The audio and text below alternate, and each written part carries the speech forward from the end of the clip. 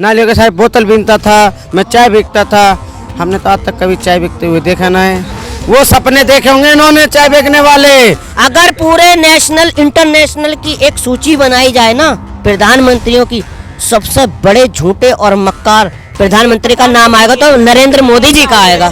कि बीजेपी लकीर की फकीर हो चुकी है, बीजेपी अब व्यक्तिवादी हो चुकी है। पहले बीजेपी की एक विचारधारा थी अटल बिहारी वाजपेयी के समय में, वो व्यक्ति पार्टी को चलाता था। यहाँ तो क्या मैडम अब प्राइवेट लिमिटेड हो गई, बीजेपी दो ही आदमी चला रहे हैं, मोदी जी और अमित शाह जी। ये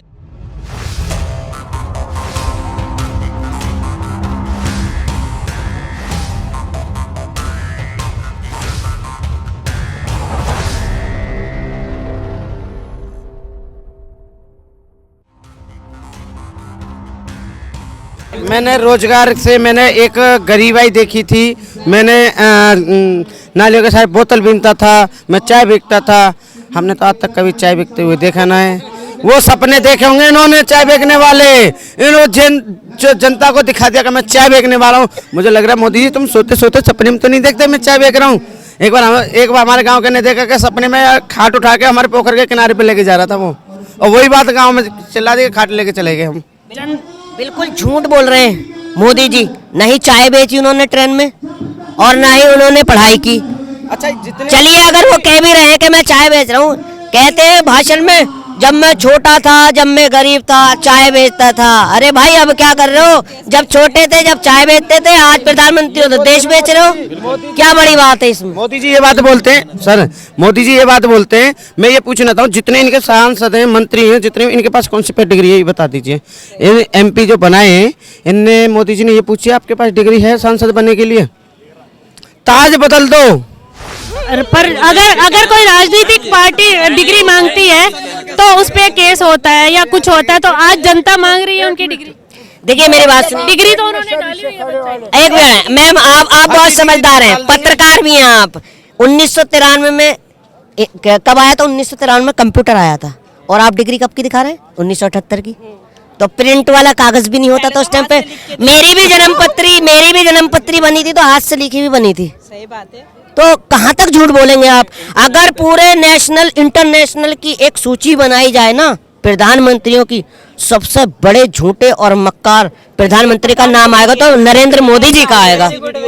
सबसे झूठे। ऐसी वीडियो भी मौजूद है इंटरनेट पे जहां पर मोदी जी खुद ये बात कह रहे हैं कि मैं पढ़ा लिखा नहीं हूं, मैंने पढ़ाई लिखाई नहीं करी, मैंने बहुत कम उम्र में अपने परिवार को छोड़कर देश के लिए निकल पड़ा था। तो हम किस चीज को सच माने? वो डिग्री जो वेबसाइट पे अपलोड है या वो वीडियो जिन पे खुद मोदी जी ये कह रहे हैं कि मैं पढ़ा लिखा नहीं हूं, मैंने पढ़ाई लिखाई नहीं करी? पहली बात। दूसरी बात, मैं खुद रेसलर रहा हूं और मैं जानता हूं कि इस देश के अंदर रेसलर को ज्यादा चीजें नहीं दी जाती उसको आगे बढ़ने के लिए। और ऐसे हालात में जब ये रेसलर आज अपने दम पर पूरे विश्व का गौरव बढ़ा के आए हैं, आज उनको मजबूरी में यहाँ बैठना पड़ रहा है। और कहाँ है हमारी देश की स्मृति ईरानी जी जो महिलाओं के लिए आवाज उठाने की बात करती थी कांग्रेस के समय में? आज वो स्मृति ईरानी जी ने एक ट्वीट तक इन महिलाओं के लिए नहीं डाला जिन्होंने देश का गौरव बढ़ाया। तो आम महिला की सुरक्षा की गारंटी कौन लेगा? जनता ने, कर्नाटक की जनता ने जिस तरह से जवाब दिया है, क्या आपको लगता है कि अब बीजेपी समझेगी कि नफरत की राजनीति नहीं चलेगी? बीजेपी के समझ में नहीं आएगा मैडम। उसका एक कारण है कि बीजेपी लकीर की फकीर हो चुकी है, बीजेपी अब व्यक्तिवादी हो चुकी है। पहले बीजेपी की एक विचारधारा थी अटल बिहारी वाजपेयी के समय में, वो व्यक्ति पार्टी को चलाता था। यहाँ तो क्या मैडम अब प्राइवेट लिमिटेड हो गई, बीजेपी दो ही आदमी चला रहे हैं, मोदी जी और अमित शाह जी। ये जो कहे वो सही, ना खाता ना बही। आज बीजेपी की हालत क्या है? बीजेपी के अपने खुद नेता हाशिए पर हैं, वो अपना वजूद बचाने के लिए लड़ रहे हैं, वो देश बचाएंगे? बीजेपी के अंदर आज ये दो व्यक्ति और तीसरा इनका सारथी है अडानी जी, ठीक है।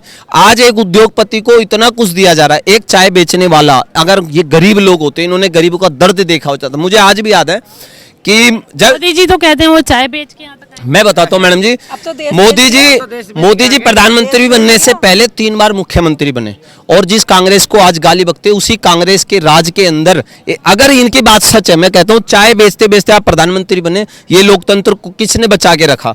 ये बाबा साहब का लोकतंत्र बचा के रखा कांग्रेस ने, कि आज गरीब आदमी को आज प्रधानमंत्री की कुर्सी मिली। लेकिन आज क्या है, इस आदमी ने क्या किया?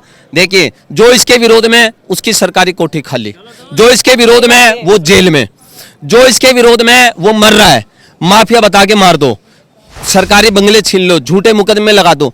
कहाँ लिखा हुआ है कि मानहानि के केस में 2 साल की सजा होती है, 6 महीने से ज्यादा सजा नहीं होती। लेकिन एक विपक्षी नेता की जबान बंद करने के लिए उसको घर से बेघर कर दिया। इंदिरा गांधी को भी घर से बेघर किया गया था और 1977 में 400 से ऊपर सीटें लेके आई। मैं किसी पार्टी का पक्ष नहीं ले रहा हूं, लेकिन फिर भी मैं कहता हूं कि जिस एम्स हॉस्पिटल में कोरोना काल में अमित शाह जी एडमिट हुए थे दिल्ली के अंदर, वो एम्स हॉस्पिटल कांग्रेस की देन थी।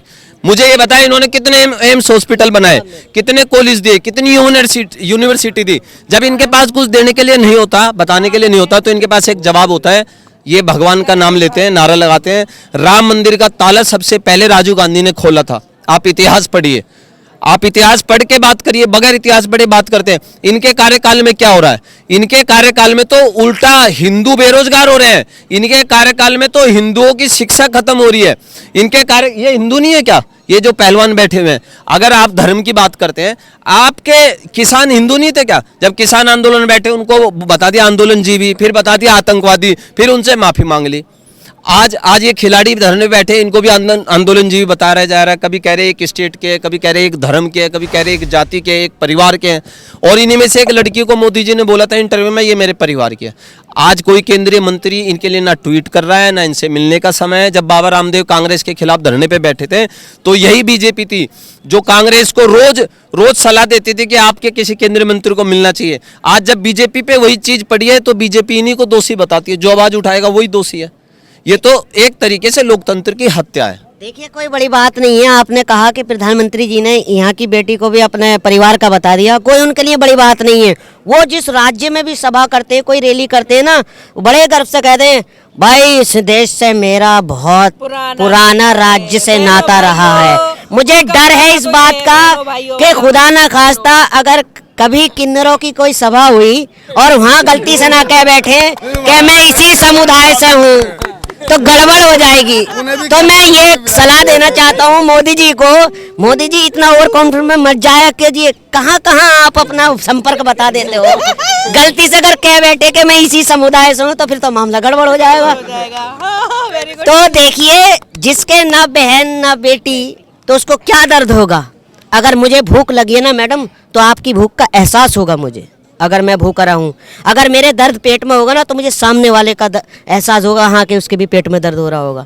जिसके बीवी नहीं, बच्चे नहीं, जिसको अपनी बीवी को जवानी में छोड़ के चले गए हों, तो देखिए गलती हुई है।